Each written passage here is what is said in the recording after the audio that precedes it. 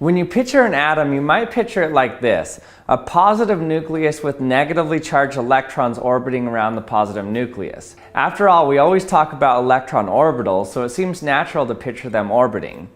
This model of electrons orbiting a nucleus was proposed in 1909 by Ernest Rutherford, and it was called the Rutherford model.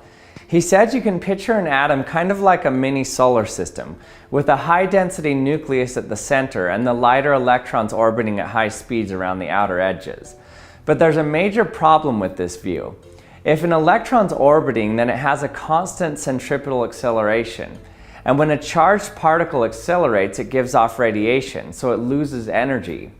So we can calculate how much energy an electron loses if it were to continually orbit a nucleus. Using the Larmor formula, we can calculate that an electron would lose all its energy in about 10 picoseconds, or about 0.01 nanoseconds. Then it would crash into the nucleus. So if this is true, then an atom couldn't be stable for more than a few picoseconds.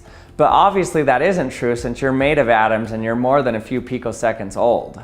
So a better idea of the electrons in an atom isn't to picture them as particles orbiting, but rather picture them as standing waves around a nucleus. So what does this mean? Well, a great analog to this description is just to take a metal ring like this. Let's say that this ring is an electron that surrounds the nucleus of an atom. If I vibrate this ring slowly, nothing happens. But as I increase the frequency, it suddenly starts to resonate. So we now have a standing wave in a circle. This looks so cool. But notice something here. I can increase the energy by turning up the frequency of vibration, but suddenly the resonance goes away and it just looks like a normal ring again. But then suddenly if I keep increasing it, then I get another standing wave. This time with more nodes. And then another higher mode here. There's another one. And still finally one higher one here.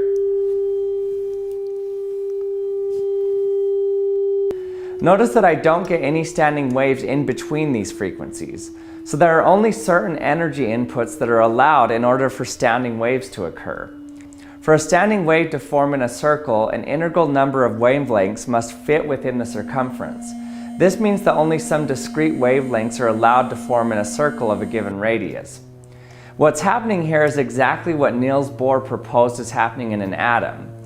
The electron can only increase in energy with discrete intervals, just like in our ring experiment here. The ring doesn't vibrate unless I give it some specific energy input. So the energies of this ring and the energies of electrons are quantized, meaning that they only come in discrete packets.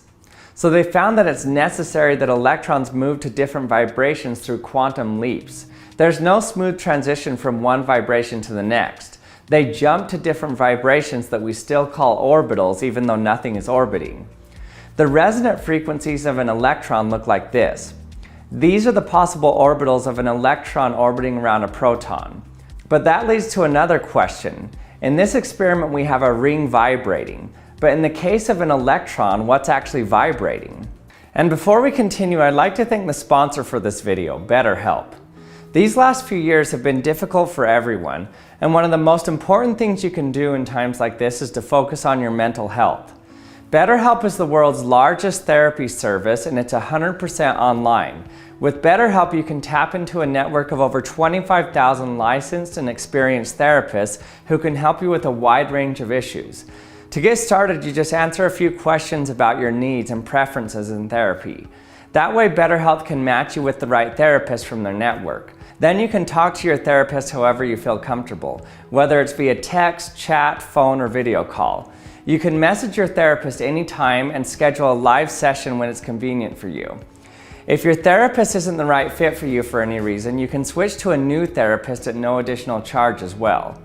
With BetterHelp, you get the same professionalism and quality you expect from in-office therapy, but with a therapist who is custom-picked for you, more scheduling flexibility, and a more affordable price. So get 10% off your first month at betterhelp.com/actionlab, or you can click the link in the description. And thanks for BetterHelp for sponsoring this video. Now let's get back to the experiment. So what's actually vibrating in the case of an electron? Well, the truth is there's nothing physical that's actually vibrating. Whenever we try to measure where an electron is, we never see it spread out in a wave like this ring here. We always see it as a little particle, never a wave like we've described here. For example, in the first resonant frequency of an electron around a proton, it looks like this. This is also called the s orbital. But when we measure where an electron is in a real s orbital, we find that it's here, or here, or here, or here, or here, or here, or here. It always is in some random spot. But when we measure it a lot of times, we find that where the dots are spread out in space start to look like the original electron orbital looked like. So what we find is that the electron orbitals show us the resonant frequencies of an electron, and this helps us know where the electron's likely to be found when we measure it. So if we take the square of the wave function of the electron in a specific orbital, we find that it gives us the probability of finding an electron in that specific place. So a vibrating ring can become a great analog for understanding electron orbitals, but it's not perfect. Another difference is that the ring provides modes with an odd number of half wavelengths, but a Bohr model to the atom allows modes with an even number of wavelengths. And the reason for that is how the ring is actually attached to the vibration apparatus. And thanks for watching another episode of the Action Lab, and we'll see you next time.